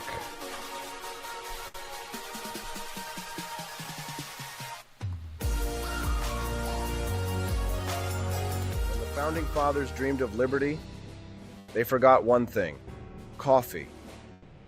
Introducing Founding Flavors Coffee, the brew that built America, and the brew that's fueling a new revolution, one kitchen at a time. Small batch roasted, Patriot approved, and disappearing faster than a red coat at Yorktown. Don't get left behind, soldier. Real patriots are starting their mornings with Founding Flavors. And trust us, freedom tastes better with a fresh cup in your hand. Stop drinking those tyrant brews who take your money and don't support your values. Stocks are limited, demand is booming, and your morning deserves a taste of liberty. Order now at 4libertyshop.com before the next shipment gets signed, sealed, and sold out. Founding Flavors Coffee, the official brew of morning rebellions everywhere. Get yours at 4libertyshop.com.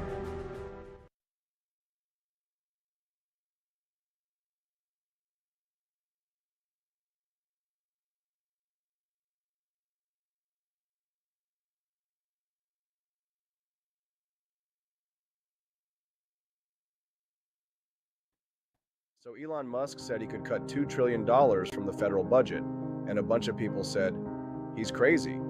Now, several months later, he's cut about $160 billion, which by Washington standards still makes him the adult in the room. This is the story of what happens when you take one of the world's most brilliant entrepreneurs and drop him into the Titanic that is federal government spending. Spoiler alert, the iceberg is bureaucracy. When Musk took over the Department of Government Efficiency, he came in like a libertarian wrecking ball. He said he'd slash agencies, trim waste, and yank the plug on zombie programs that haven't done anything useful since the Reagan administration. And for a minute, it looked like he might actually do it.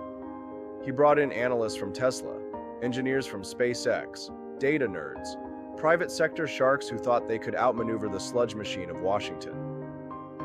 But this isn't a boardroom or a rocket lab. This is a place where spending more gets you re-elected, where every department is a sacred cow, and cutting even $1 from a failing program is seen as heartless or dangerous, depending on which side of the aisle you're on. Take Musk's plan to consolidate dozens of small federal programs that duplicate services. Logical, right?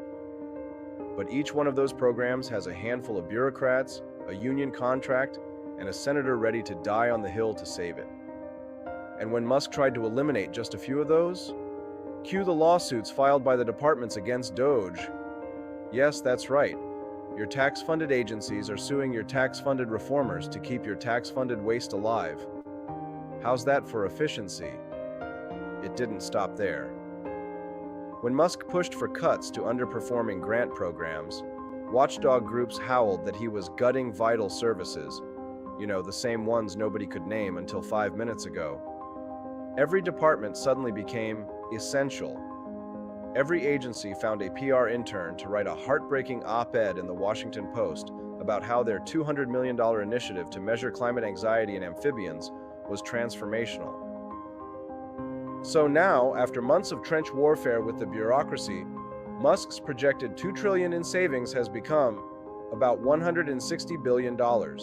And let's be honest, that's still more than anyone else has managed to cut in decades. But in the scope of the $7.3 trillion federal budget, it's pocket change. It's the kind of money Congress spends before breakfast and forgets by lunch. Here's the real lesson. The federal government is a self-replicating bureaucracy that protects itself better than a mafia syndicate. You can't just cut it. You have to go to war with it. And that war is fought not with spreadsheets, but with lawsuits, union threats, and 800-page budget amendments that get passed at 3 a.m. on a Friday. Musk thought he could apply Silicon Valley logic to DC dysfunction. And maybe he still can, eventually. But for now, what he's found is what every liberty-loving American already knows. The system is rigged to resist change. It doesn't matter if you're a billionaire genius with a mandate from the president. If you try to cut government, the government cuts back. So is Musk failing? Not at all. He's doing something the rest of DC won't even try. He's shining a light on just how hostile the system is to efficiency, common sense, or restraint of any kind. And even if he never gets close to $2 trillion in cuts, the fact that he's trying is more than 99% of these swamp dwellers have done in their entire careers. But here's the thing. It's not just about Elon, it's about us. We say we want smaller government, but the second anyone touches our pet program, we scream bloody murder.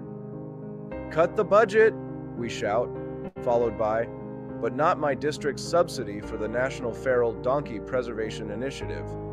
We all want government to be smaller, for someone else. And that's why real spending cuts are nearly impossible, because politicians don't get elected for saying no.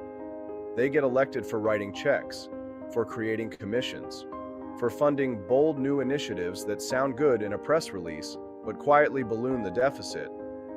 Musk has exposed the truth.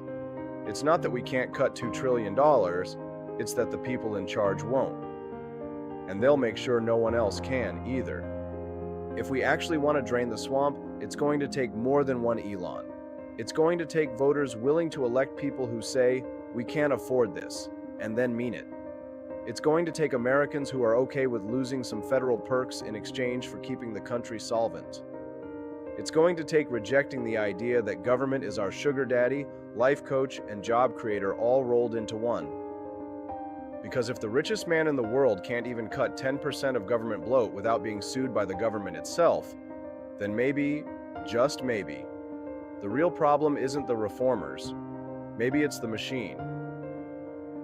Thanks for watching. If you believe in actual fiscal sanity, not the kind they campaign on and forget about, check out forlibertyshop.com. See you next time.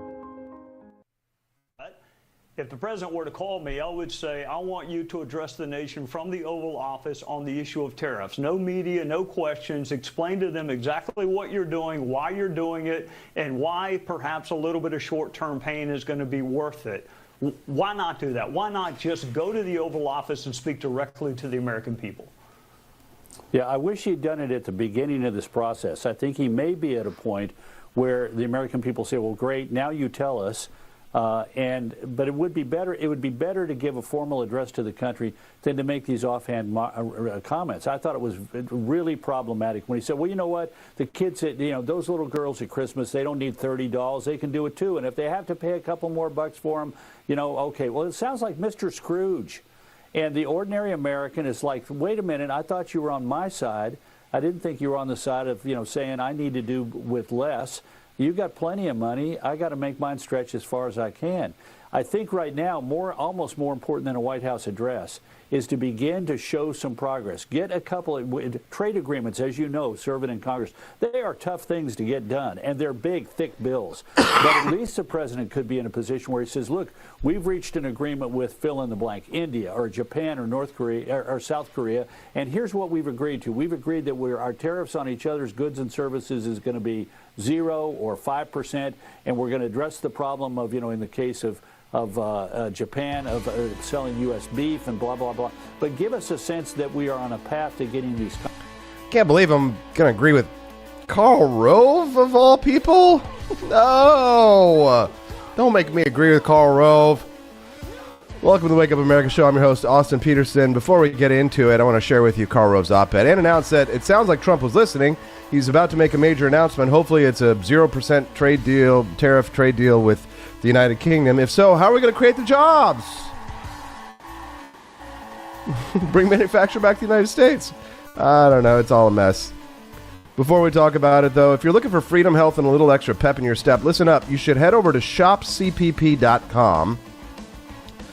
ShopCPP.com is your trusted online pharmacy helping you build a healthier tomorrow today. They've got everything you need, from trusted treatments for erectile dysfunction and sildenafil to essentials like ivermectin, weight loss products, and a whole lot more. You can see that pinned comment in the chat.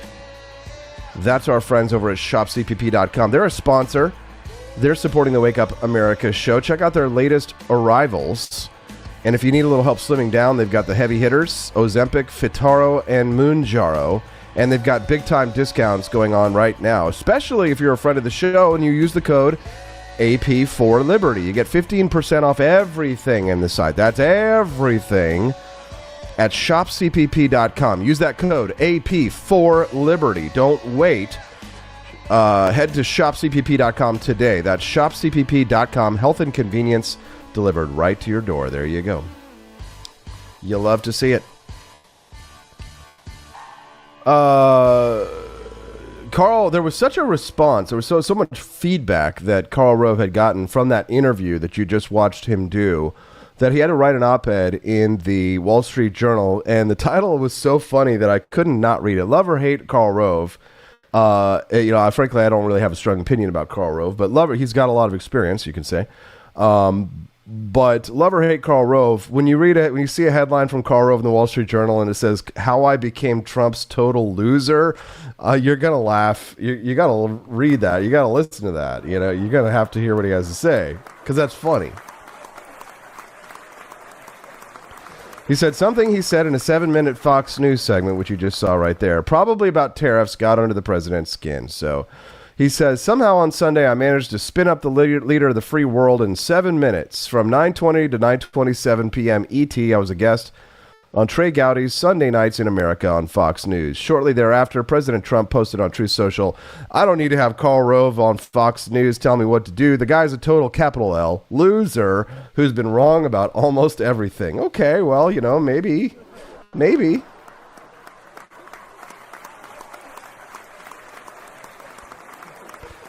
He says, "I'm glad he was watching, but I'm a bit cloudy on how I got under the president's skin." Mr. Gowdy opened our segment by asking what Mr. Trump's electoral mandate was coming into this term. I responded it was to secure the border. Yep. Stop inflation. Yep. Get rid of this DEI foolishness. Absolutely. Make America strong and respected again on the world stage. Absolutely. And rebuild our military. I agree. That was the mandate. None of the Greenland stuff or any of this other kind of stuff that we keep talking about. Mr. Gowdy was asking Karl Rove for a progress report on the president's first 100 days. He says that he was praising Trump on the border, saying the difference between Biden and Trump is night and day. I agree with Karl Rove. He then asked why Mr. Trump has yet to visit the border, as that would also draw more attention to his accomplishments. Local officials there, Republican and Democratic, would sing his praises. Again, agree with Karl. A lot of Democrats, including that Mayor Eric Adams of New York, have come over to our side of the table when it comes to having an actual secure border. Can I get an amen? That's the new place for the flag, by the way. I give Mr. Trump a grade of incomplete on most other issues, says Karl Rove, right? Inflation is down, but not yet licked, and all the talk of tariffs has caused a lot of concern about the economy. So consider that on the Fox News April 21 poll, only 33% of voters approve of Mr. Trump's handling of inflation, and 38% approve of his work on the economy generally. Majorities disapprove on both.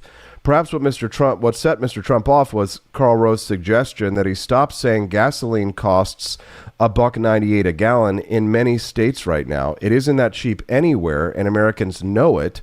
The American Automobile Association says the national average for a gallon of regular gas Wednesday was $3.15, with the lowest price $2.64 in Mississippi. What's gas at where you guys are located? Here in Jefferson City, we're looking at like $2.99 a gallon. We have some of the higher gas prices in the area, and especially in our state.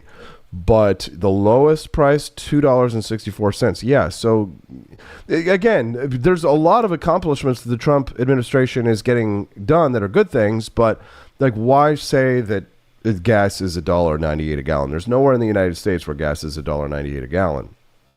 Mr. Trump can keep asserting inflation is fixed because gas is less than $2, but that's how his predecessor got in trouble, saying Bidenomics is working when few thought it was hurt when few thought it was hurt President Biden very badly. Mr. Trump's risks being seen as similarly out of touch. The conversation with Gowdy is focused on tariffs. He suggested it didn't help Mr. Trump, a billionaire, when he said young girls must sacrifice for America by getting fewer dolls at Christmas, which he admitted will cost a couple bucks more. These comments made him sound like Scrooge.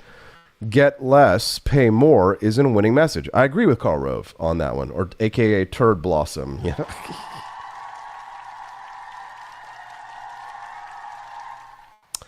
Sarah for Liberty, you might want to check your math on that equation, that word problem that you just dropped there. As my conversation with Mr. Gowdy drew to a close, I suggested that Team Trump stay focused on important issues. Don't stir up needless controversy like the president tweeting a picture of himself as the Pope. That's offensive, even to non-Catholics like me. Were you offended by that? Maybe it's because I'm not religious, but I just am not offended by it. The whole concept of like the personifying the Pope.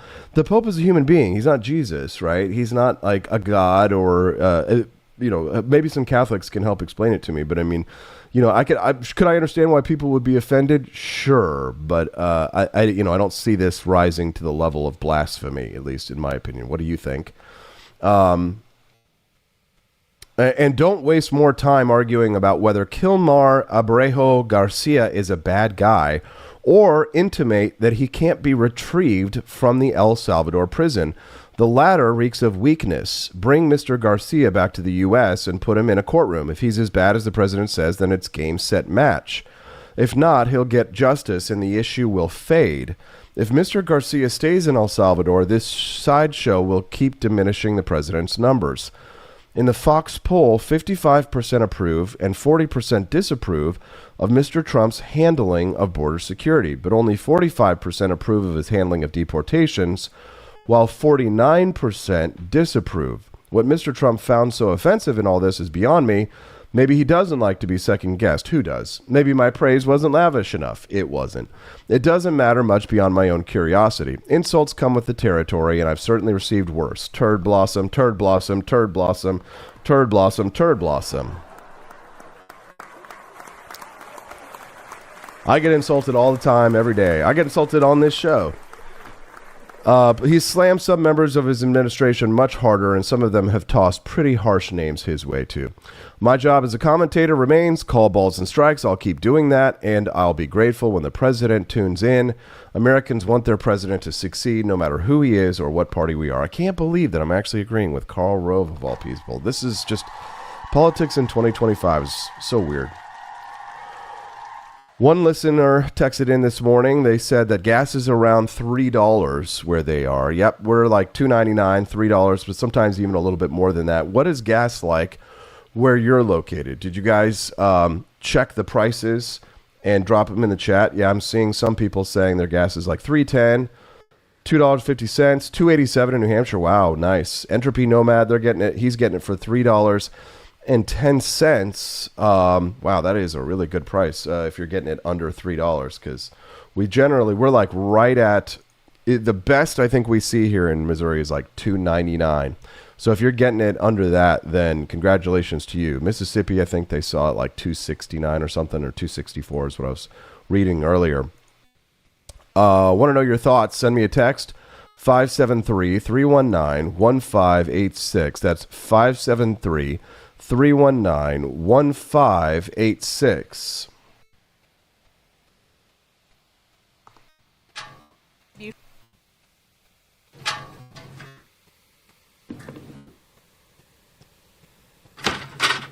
Good afternoon.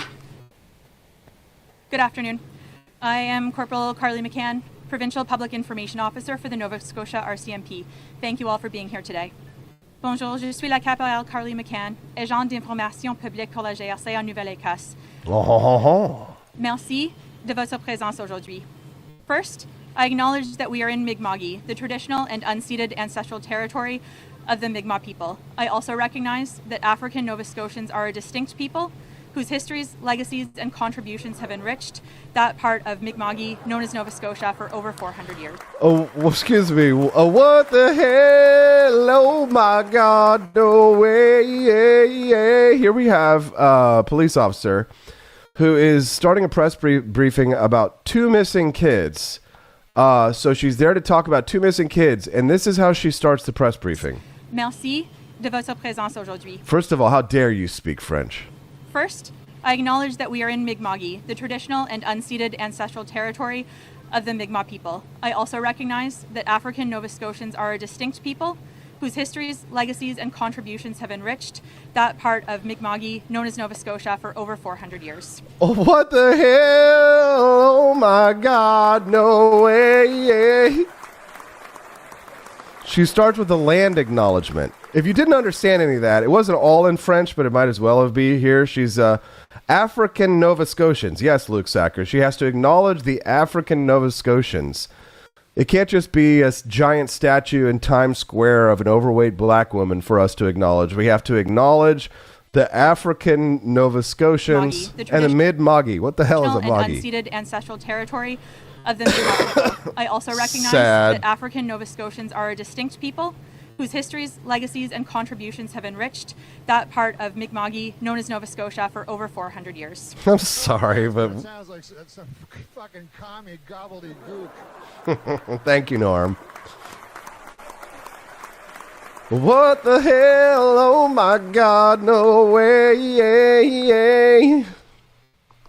This is not the behavior of people who seem like they believe they have to answer to voters in 18 months. Yeah. That worries me. Yeah. Not that they're not worried, but that they don't think that they should be worried because maybe they don't have to worry about an election at all. Yeah.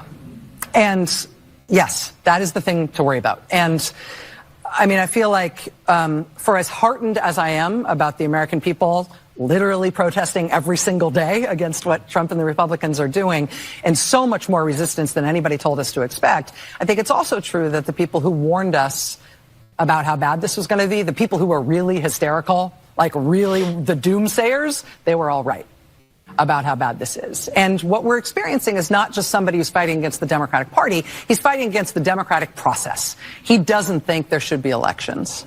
And they are consolidating power, they're disempowering Congress, ignoring Congress. When they're defunding agencies or closing agencies, That's Congress's job. That's not the president's job. When they're defying court orders, that's them saying that the courts don't have authority over the president. That's consolidating all power in one man. That's authoritarianism. What is this dude saying?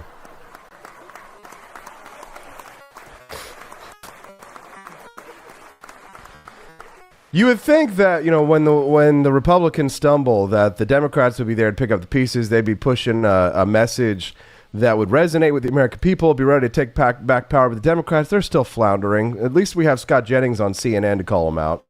Well, I think there's a difference between saying whether you're complying with the law and then you have these individual district court judges setting effectively broad federal policy that is specifically reserved for the President of the United States. I think we do have a constitutional crisis, and it's being caused by these judges. They're not here to tell us. They're not here to tell us how to spend the money. They're not here to set broad federal policy. That is the president's job as elected by the people. These judges are supposed to be settling discrete, specific matters, not policy setting. I think Vance is right. I think Trump has a point. And these judges want nothing more to continue the lawfare against I don't Trump. think anybody's going to be surprised to hear that you think Trump is they're right doing against this on Trump. However, I get it. You want individual federal judges who hate Donald Trump. No, I don't. To tie him up for 4 years. No, I don't. If you want a big Not at policy all. questions decided, let the Supreme Court do it. But in the interim, the executive has to be allowed to govern. Scott Jennings. He's really made a name for himself. If you're enjoying the Wake Up America show this morning, don't forget to click that like button, especially click the follow button if today's your first time here watching the Wake Up America show.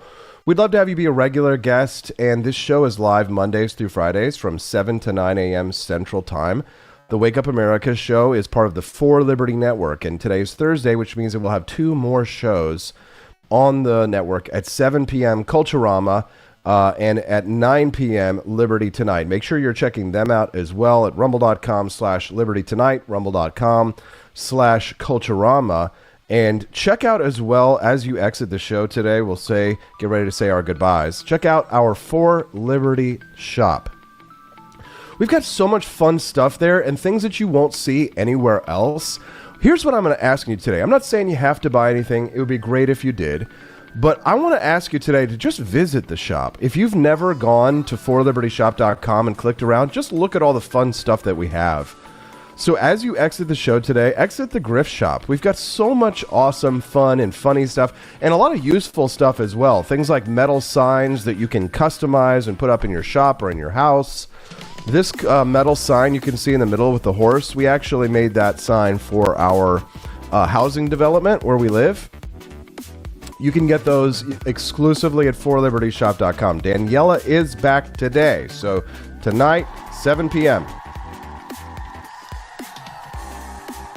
So as you exit today, guys, check out the Grift Shop. Maybe grab yourself a Gulf of America beach towel. And if you do, just FYI, as soon as the towel arrives, guys, make sure you wash it, launder it once, because it's going to come pressed very flat. And people are, oh, well, it's not a fluffy towel. It is a fluffy towel. You just have to wash it and dry it once, okay? Because in order to ship it, it has to be compact. So go to forlibertyshop.com. Check out our Summer of Freedom collection. Click on these lovely young ladies. Click on them, and it will open up the Summer of Freedom collection. You can see our Miami Doge, our bikinis, one pieces, tumblers, slides, Javier Malay, Afuera tank tops, and all of the amazing products that you can get exclusively at forlibertyshop.com. That's the number, forlibertyshop.com. Thanks so much for tuning in the show today. We appreciate you guys for joining us here on the show, and we will see you guys again tomorrow for, guess what? Freedom Family Friday. Everybody loves it. Everybody loves Steffi on Freedom Family Friday. And Justin, hopefully, too. We'll see him. We could give us a little report of the after-action report of the AP DC Liberty Tour, because Justin was there, Stephanie was there, baby Hazel was there. Will you be there tomorrow morning for the Wake Up America show? Click like if so. We'll see you then. Right back here again tomorrow morning, and we'll see you tonight. Watch all the shows on the For Liberty 2 Network. You will watch all of the shows. There's my little Jedi mind trick. May the 5th be with you. May the 8th be with you. We'll see you guys again here tomorrow. Bye, guys.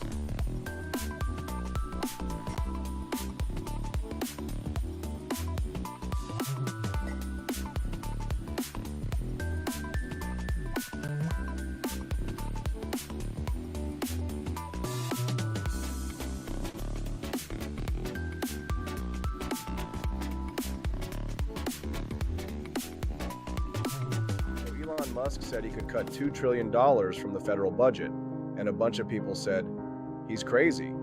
Now, several months later, he's cut about $160 billion, which by Washington standards still makes him the adult in the room. This is the story of what happens when you take one of the world's most brilliant entrepreneurs and drop him into the Titanic that is federal government spending. Spoiler alert, the iceberg is bureaucracy.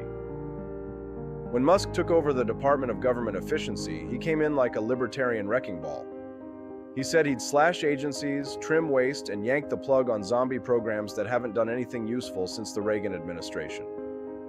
And for a minute, it looked like he might actually do it. He brought in analysts from Tesla, engineers from SpaceX, data nerds, private sector sharks who thought they could outmaneuver the sludge machine of Washington. But this isn't a boardroom or a rocket lab. This is a place where spending more gets you re-elected, where every department is a sacred cow, and cutting even $1 from a failing program is seen as heartless or dangerous, depending on which side of the aisle you're on. Take Musk's plan to consolidate dozens of small federal programs that duplicate services. Logical, right? But each one of those programs has a handful of bureaucrats, a union contract, and a senator ready to die on the Hill to save it. And when Musk tried to eliminate just a few of those, cue the lawsuits filed by the departments against DOGE. Yes, that's right. Your tax-funded agencies are suing your tax-funded reformers to keep your tax-funded waste alive. How's that for efficiency? It didn't stop there. When Musk pushed for cuts to underperforming grant programs, watchdog groups howled that he was gutting vital services, the same ones nobody could name until 5 minutes ago. Every department suddenly became essential. Every agency found a PR intern to write a heartbreaking op-ed in the Washington Post about how their $200 million initiative to measure climate anxiety in amphibians was transformational. So now, after months of trench warfare with the bureaucracy, Musk's projected $2 trillion in savings has become about $160 billion. And let's be honest, that's still more than anyone else has managed to cut in decades. But in the scope of the $7.3 trillion federal budget, it's pocket change. It's the kind of money Congress spends before breakfast and forgets by lunch. Here's the real lesson. The federal government is a self-replicating bureaucracy that protects itself better than a mafia syndicate. You can't just cut it. You have to go to war with it.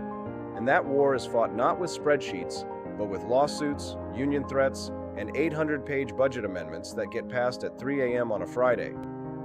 Musk thought he could apply Silicon Valley logic to DC dysfunction. And maybe he still can, eventually.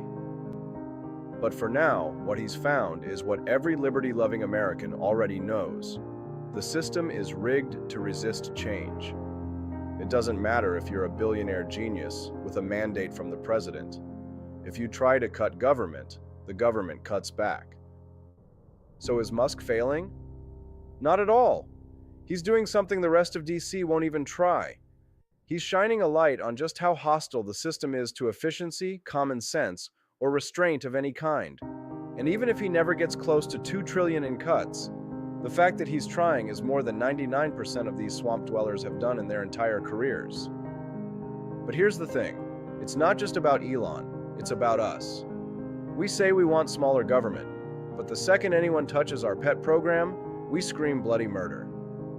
Cut the budget, we shout, followed by, but not my district's subsidy for the National Feral Donkey Preservation Initiative. We all want government to be smaller, for someone else.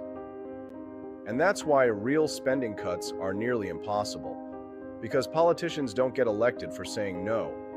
They get elected for writing checks, for creating commissions, for funding bold new initiatives that sound good in a press release, but quietly balloon the deficit. Musk has exposed the truth. It's not that we can't cut $2 trillion, it's that the people in charge won't. And they'll make sure no one else can either. If we actually want to drain the swamp, it's going to take more than one Elon. It's going to take voters willing to elect people who say, we can't afford this, and then mean it. It's going to take Americans who are okay with losing some federal perks in exchange for keeping the country solvent. It's going to take rejecting the idea that government is our sugar daddy, life coach, and job creator all rolled into one. Because if the richest man in the world can't even cut 10% of government bloat without being sued by the government itself, then maybe, just maybe, the real problem isn't the reformers. Maybe it's the machine.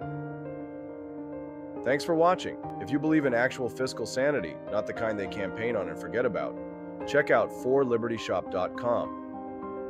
See you next time.